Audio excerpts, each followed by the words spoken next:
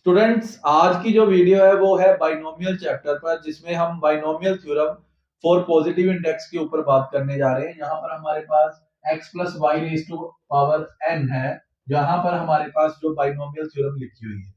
इसमें आपने जो मेनली याद रखना है वो हमारे पास जनरल टर्म है, जो कि हमारे पास T R plus one is equal to किसके बराबर होगी, एन सी आर, जो कि कॉम्बिनेशन है x raised to power n minus r और y raised to power r. This is the general term of the binomial theorem.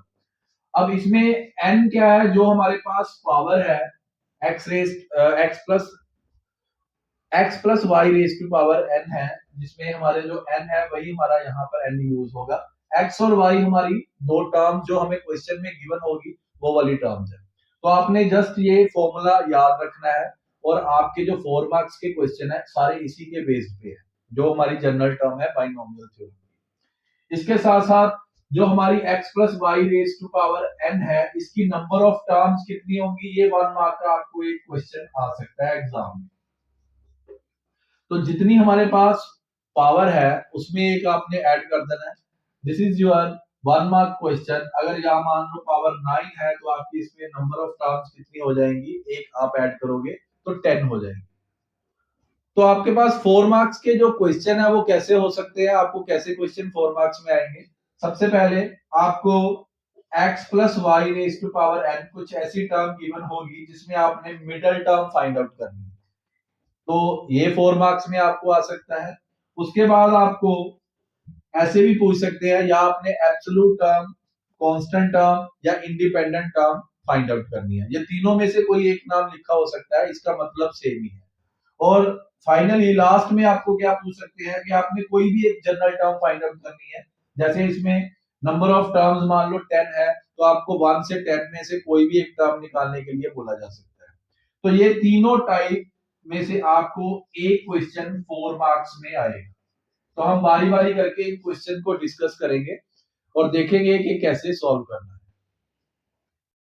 अब मेरे पास एक क्वेश्चन है जिसकी मैंने मिडिल टर्म फाइंड आउट करनी है। तो जब भी आपने मिडिल टर्म फाइंड आउट करनी है, आपने सबसे पहले पावर्स को देखना है। हमारी पावर इवन है कि ओड है, तो हमारे यहाँ पर दो केस बन जाते हैं। Case number 1, if n is odd, या पहले इवन कर लेते हैं। अगर हमारे पास n इवन है तो जो हमारी मिडिल टर्म होगी उसका formula T N by two plus one होगा। जैसे कि यहाँ पर हमारी पावर 10 है जो कि इवन है, तो इसका फॉर्मूला क्या होगा, 10 बाय टू प्लस वन, मतलब के 10 by two 5 plus one, 6 number की जो टर्म आएगी वो हमारी मिडिल टर्म होगी। इसी तरह अगर हमारा केस नंबर 2 कर लेते हैं, अगर हमारा n ओड नंबर है, ठीक है जी, तो हमारी जो मिडिल टर्म है वो हमारी दो मिडिल टर्म्स होंगी। उसका फॉर्मूला क्या होगा, n plus one by two, और की जगह पे एंड ही आएगा क्योंकि हमने दोनों इक्वेशंस फाइंड आउट करनी है, दोनों टर्म फाइंड आउट करनी है।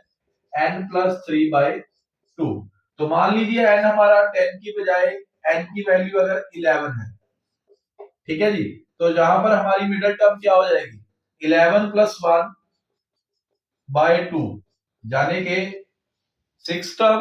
और इसी तरह जो सेकंड टर्म होगी, जो हमने दूसरी वाली मिडिल टर्म फाइंड आउट करनी है, वो क्या हो जाएगी, 11 प्लस थ्री बाय टू, यानी कि 14 बाय टू, 7 टर्म। तो हमारी अगर हमारा n ओड नंबर है तो इसमें हमारी दो मिडिल टर्म्स होगी, उनका फॉर्मूला आप ऐसे देखोगे। और इस केस में जो हमारा n है वो हमारा इवन नंबर है, तो इसके लिए हमारा जो फॉर्मूला लगेगा ये वाला फॉर्मूला लगेगा। इसका मतलब हमने जो मिडिल टर्म फाइंड आउट करनी है वो 6 टर्म फाइंड आउट करनी है, तो हम जस्ट 6 टर्म निकालेंगे, वो हमारी मिडिल टर्म हो जाएगी। तो इसके लिए आपको एक जनरल टर्म का जो मैंने फॉर्मूला बताया था वो आपको याद होना चाहिए। फॉर्मूला क्या था, T R plus one is equal to N C R X raise to power N minus R Y raise to power R. अब हमारे पास क्या है, 6 टर्म हमने फाइंड आउट करनी है, तो 6 टर्म को हम क्या करेंगे, 5 प्लस वन लिखेंगे। आपने ये याद रखना है, अगर हमने 6 टर्म फाइंड आउट करनी है तो r की वैल्यू 5 हो गई, अगर 7 टर्म फाइंड आउट करनी होती तो r की वैल्यू 6 होगी। तो इसका मतलब जो r की वैल्यू है हमेशा एक कम नंबर से होगी, ठीक है ना, इसीलिए हम r+1 इसको लिखते हैं। तो बाकी वैल्यूज हमें क्वेश्चन में मिल जाएगी, ये आपकी x की जगह पे आ जाएगा, ये y की जगह पे आ जाएगा और ये आपका n है। तो वो वैल्यूज पुट करेंगे 10c, r की जगह पे हमारा क्या आ जाएगा, हमारा r क्या है इसमें, r हमारा 5 है, तो यहाँ पे क्या आ जाएगा 5, x की जगह पे क्या वैल्यू लगी हुई है हमारी 2x, तो 2x raise to power 10 minus 5, यहाँ पे भी 5 आ गया, और y की जगह पे 1/x, इसकी वैल्यू भी आ जाएगी 5। तो इसको हम सिंप्लीफाई कर लेंगे, यहाँ पर कॉम्बिनेशन का आपका फॉर्मूला जो है NCR is equal to n factorial over r factorial n minus r factorial। तो यहाँ पर वैल्यू पुट करेंगे 10 फैक्टोरियल 5 फैक्टोरियल 5 फैक्टोरियल, मतलब कि 10 माइनस 5 5 फैक्टोरियल हो गया, 2 raise to power 5 x raise to power 5 और 1 over x raise to power 5। तो x रेज टू पावर 5 हमारा कैंसिल हो जाएगा, इसको सिंप्लीफाई कर लेंगे, तो ये क्या बन जाएगा 10 into 9 into 8 into 7 into 6 into 5 factorial over 5 factorial 5 into 4 into 3 into 21, और इसके साथ साथ यहाँ पे 2 रेज टू पावर 5 है, ये कैंसिल हो गया, ये 5 इंटू 2 कैंसिल हो गया, यहाँ पे 4 कैंसिल हो गया, 8 से 2 आ गया, 3 कैंसिल हो गया 3 पे, तो हमारी जो वैल्यू बच गई वो क्या हो गया 3 into 2 into 7 into 6 into 2 raise to power 5। इन सभी को आप मल्टीप्लाई कर लीजिए और ये आपका आंसर हो जाएगा middle term of the expansion. और इसी के साथ अगर हमारी पावर ओड होती तो आपको मैंने फॉर्मूले बता दिए हैं, वो आपने खुद ट्राई करनी है।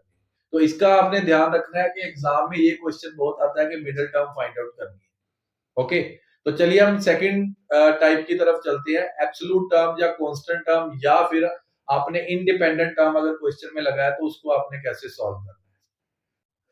तो जो ये क्वेश्चन है मैंने आपके फाइनल एग्जाम से लिया, जो कि जून 24 में एग्जाम आया था, सप्ली वालों ने एग्जाम दिया था, और उन बच्चों ने ये वाला क्वेश्चन सॉल्व किया होगा जिसमें उन्होंने एब्सोल्यूट टर्म फाइंड आउट करनी है। एब्सोल्यूट टर्म का मतलब क्या है, अगर इसमें से मैंने एब्सोल्यूट टर्म फाइंड आउट करनी है, या कांस्टेंट टर्म फाइंड आउट करनी है, या इंडिपेंडेंट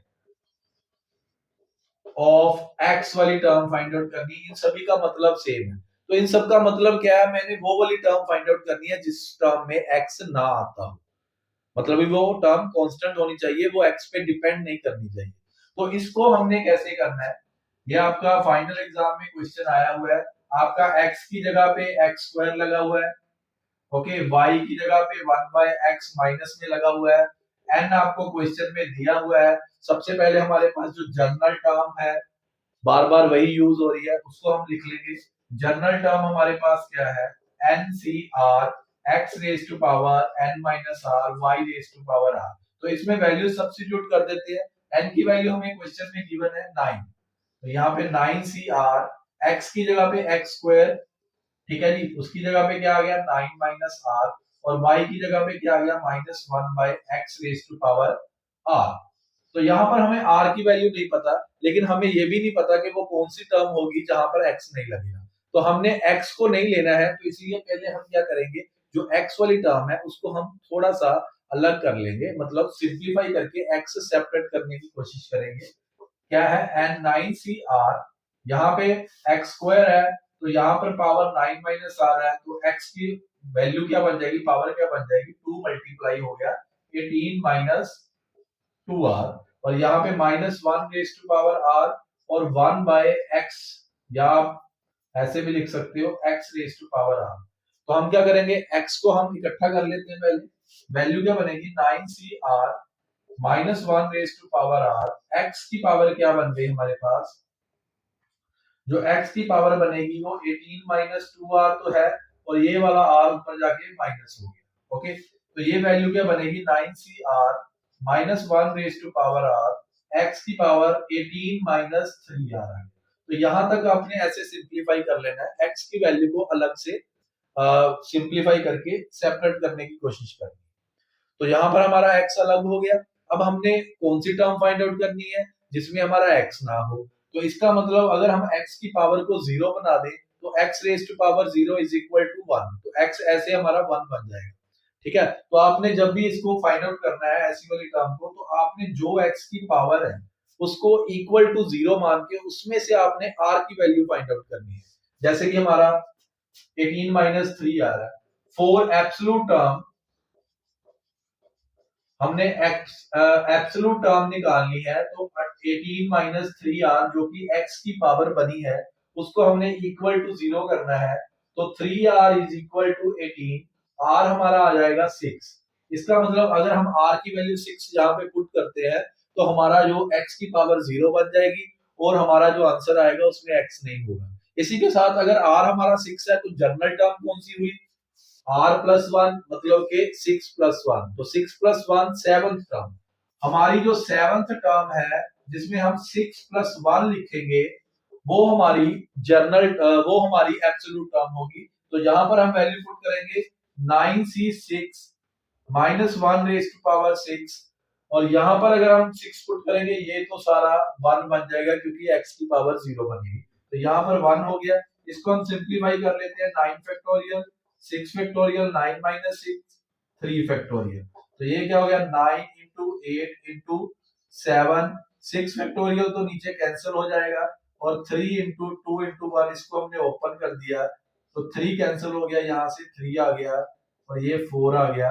इसको सिंप्लीफाई कर लीजिए, वो आपका आंसर हो जाएगा 3 इंटू 4 इंटू 7, इनको मल्टीप्लाई कर लो, वो आपका आंसर हो गया। तो 84 आपका आंसर हो गया। तो इस तरह हमने मिडिल टर्म फाइंड आउट करनी है।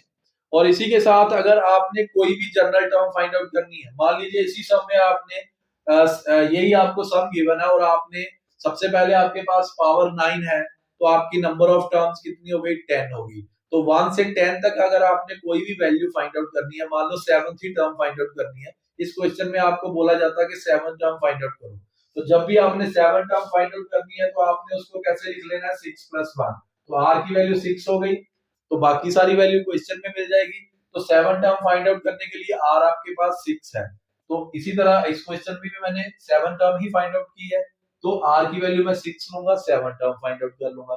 अगर मैंने 7 की बजाय 9th टर्म फाइंड आउट करनी होती तो r मैं यहाँ पर 8 प्लस 1 करके r की वैल्यू 8 ले लूंगा और सारा सम उसके हिसाब से सॉल्व कर लूंगा। तो इस तरह आपके पास ये 3 कैटेगरी के सम है जिसमें से आपको 4 मार्क्स का एक क्वेश्चन आएगा ही आएगा। आपको 2 क्वेश्चन पेपर ऑलरेडी ग्रुप में सेंड किए हैं, वहां पर भी आप देख सकते हो एक मिडिल टर्म का क्वेश्चन आया है एंड एक बार आपको एब्सोल्यूट टर्म का क्वेश्चन आया है। तो इस तरह के क्वेश्चन आपको एग्जाम में मिलेंगे, इसको आप अच्छे से प्रिपेयर कीजिए और एक क्वेश्चन आपको 4 मार्क्स का आपका वहां से अटेम्प्ट हो जाएगा। Thank you.